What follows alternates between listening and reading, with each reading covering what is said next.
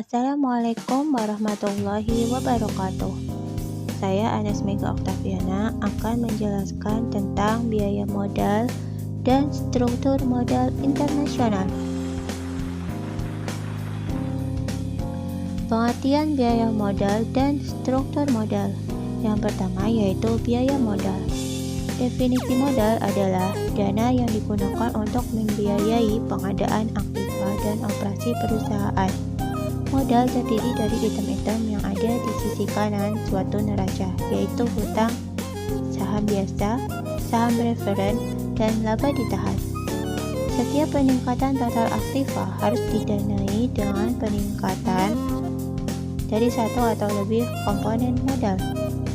Menurut Hanafi, tahun 2003 halaman 338, biaya modal ialah tingkat keuntungan minimal yang harus diperoleh oleh suatu investasi agar nilai perusahaan tidak turun. Istilah biaya modal sering digunakan yang dapat dipertukarkan dengan tingkat pengembalian yang diinginkan perusahaan, tingkat batas investasi baru, tingkat diskon untuk mengevaluasi suatu perusahaan baru, dan biaya peluang pendanaan perusahaan. Biaya modal mempunyai dampak yang besar terhadap nilai suatu perusahaan multinasional atau MNC. Untuk mendanai kegiatannya, MNC menggunakan struktur modal, yaitu proporsi antara hutang dan modal yang dapat meminimalkan biaya modalnya, dan dengan demikian memaksimalkan nilai MNC. Selanjutnya yaitu struktur modal. Struktur modal memiliki pengertian yang lebih sempit dari struktur keuangan. Struktur modal menunjukkan komposisi penggunaan dana jangka panjang, sementara struktur keuangan menunjukkan komposisi seluruh dana, baik jangka pendek maupun jangka panjang, yang digunakan untuk membelanjai kekayaan perusahaan. Secara umum, jenis dana yang dipakai perusahaan dapat dibedakan menjadi utang dan modal sendiri atau equity.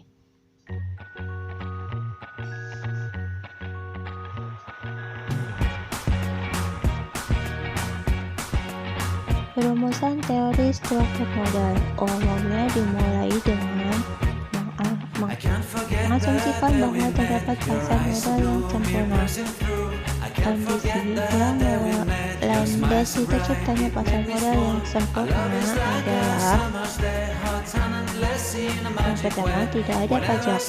Yang kedua, perubahan komposisi utang dan equity dapat dilakukan secara langsung karena tidak ada biaya transaksi. Yang ketiga, seluruh keuntungan perusahaan dibagikan sebagai dividen. Yang keempat, semua pemodal memiliki pengharapan yang seragam terhadap distribusi keuntungan perusahaan. Yang kelima, keuntungan operasi bersifat konstan atau tetap.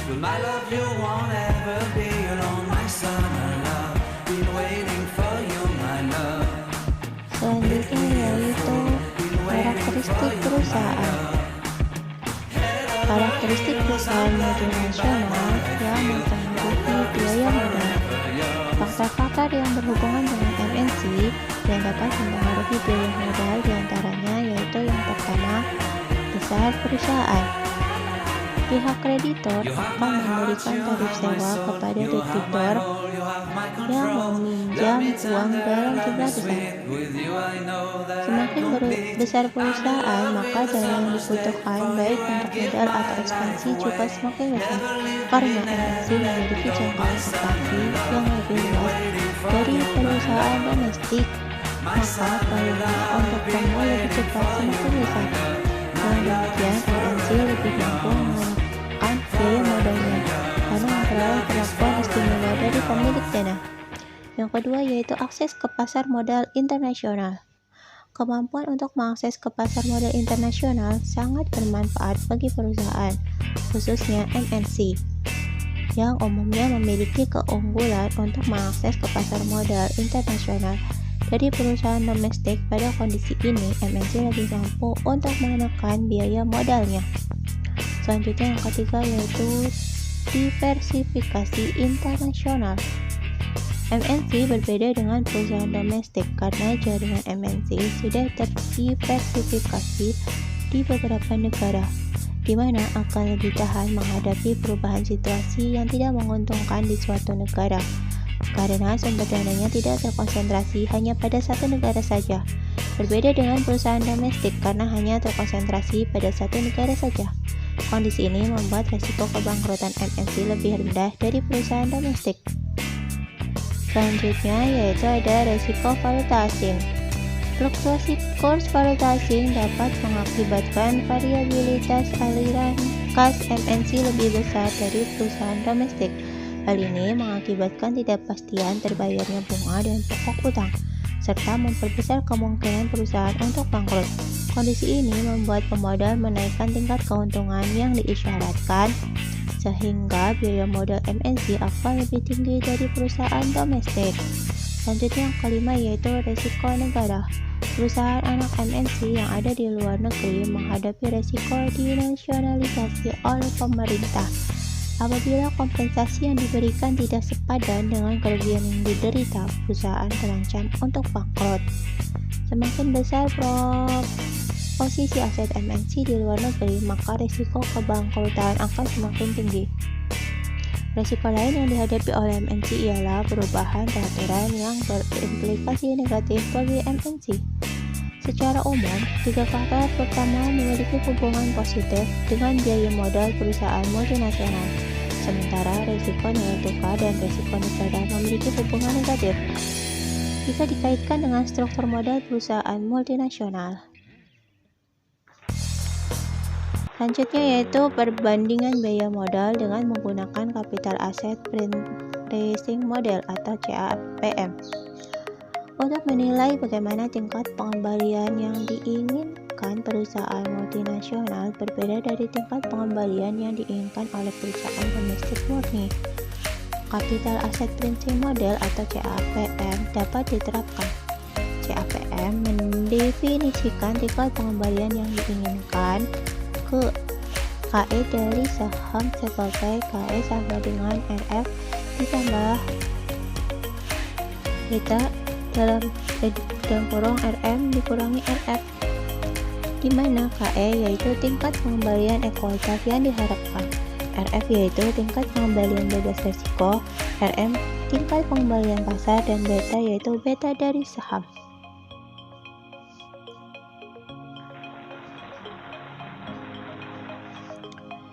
Dalam rumus di atas terlihat bahwa besarnya tingkat pengembalian ekuitas yang diharapkan pengaruh di antara lain oleh tingkat pengembalian pasarnya atau RF.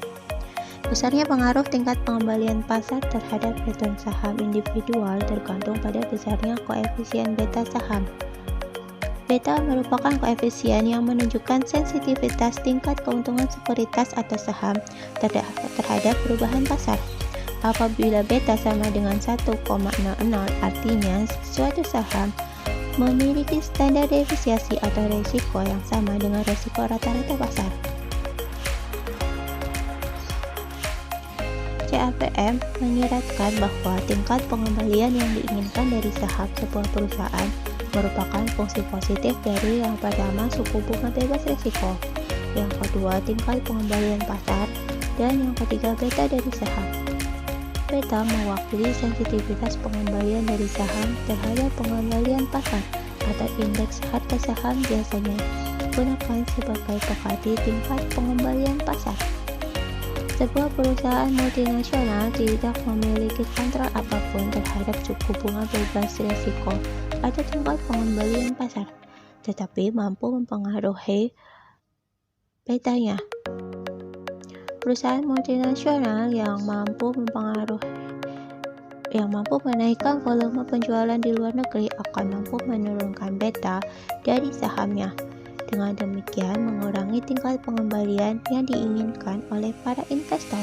Jadi biaya modal perusahaan multinasional akan menurun jika volume penjualannya meningkat. Bagi sebuah perusahaan multinasional yang sangat terdiversifikasi, yang menerima arus kas yang dihasilkan oleh beberapa proyek, tiap proyek mengandung dua tipe risiko. Yang pertama, gejolak arus kas dan sistematis yang unik bagi perusahaan. Dan yang kedua, resiko sistematis. Teori CAPM menyatakan bahwa resiko non-sistematis dari proyek dapat diabaikan karena dapat diversifikasikan, tetapi resiko sistematis tidak dapat diversifikasikan karena mempengaruhi semua proyek dengan cara yang sama. Semakin rendah beta dari proyek, semakin rendah resiko sistematis dari proyek, dan semakin rendah tingkat pengembalian yang diinginkan dari proyek semacam itu.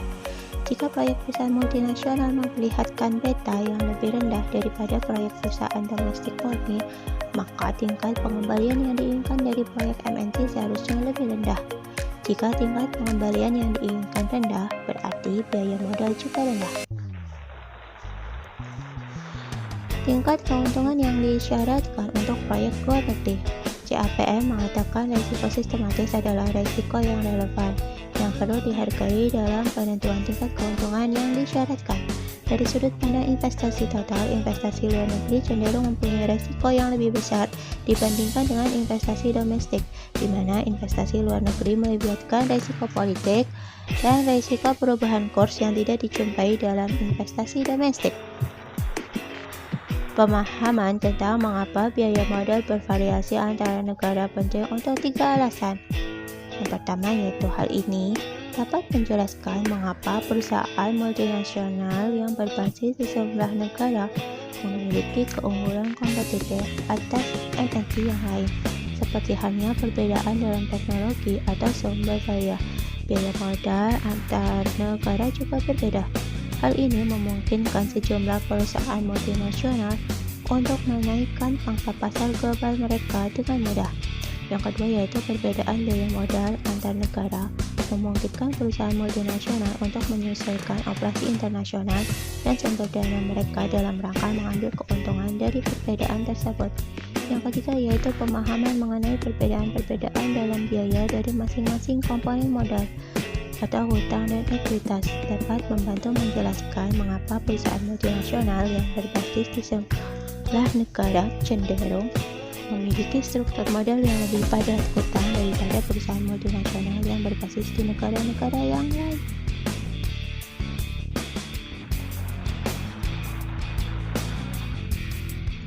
Yang pertama, perbedaan dalam biaya hutang. Biaya dari hutang atau cost of debt bagi sebuah perusahaan sangat ditentukan oleh suku bunga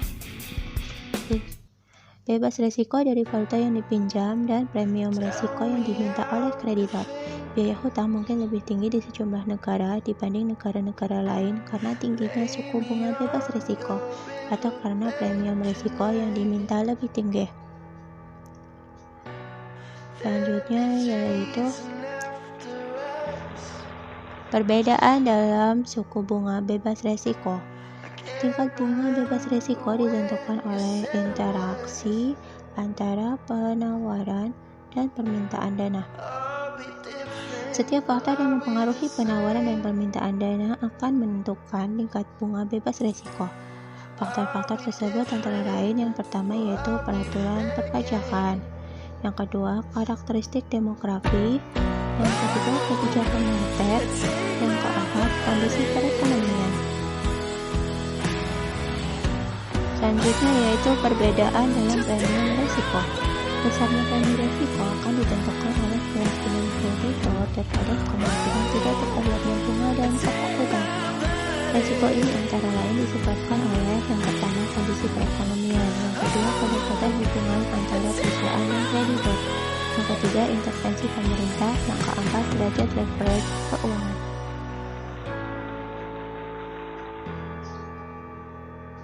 Selanjutnya, biaya hutang di berbagai negara secara umum memiliki korelasi positif dari waktu ke waktu. Biaya hutang nominal bagi perusahaan dalam masing-masing negara mencapai puncaknya pada tahun 1980, menurun tajam selama awal tahun 1980-an, membatal selama akhir tahun 1980-an, dan kembali menurun selama awal tahun 1990-an. Perbedaan biaya hutang antar negara terutama disebabkan oleh perbedaan dalam suku bunga bebas risiko.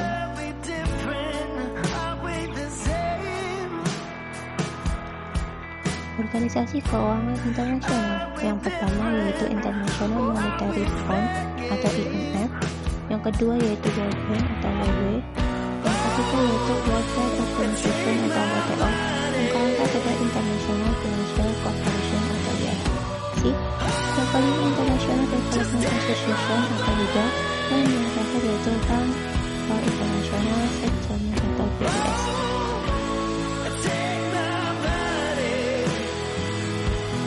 Yang kedua yaitu perbedaan dalam biaya ekuitas.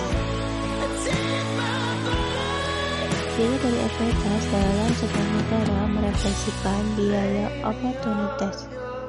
Apa yang bisa dihasilkan pemegang-pemegang saham dari investasi yang memiliki resiko yang setara seandainya ekuitas didistribusikan kepada mereka. Pengembalian dari ekuitas ini dapat disetarakan dengan suku bunga bebas risiko yang seharusnya bisa dihasilkan oleh pemegang saham, ditambah kerugian yang mencerminkan resiko dari perusahaan. Karena suku bunga bebas risiko bervariasi antara negara, biaya dari ekuitas dengan demikian juga bervariasi dari satu negara ke negara lain.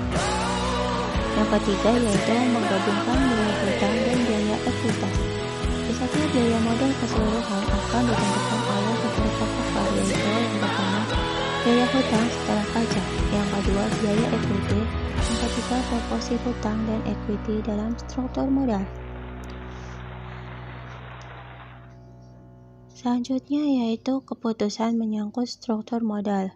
Keputusan struktur modal MNC mencakup pemilihan pembiayaan modal atau ekuitas untuk seluruh anak perusahaan. Oleh karena itu, struktur modal keseluruhan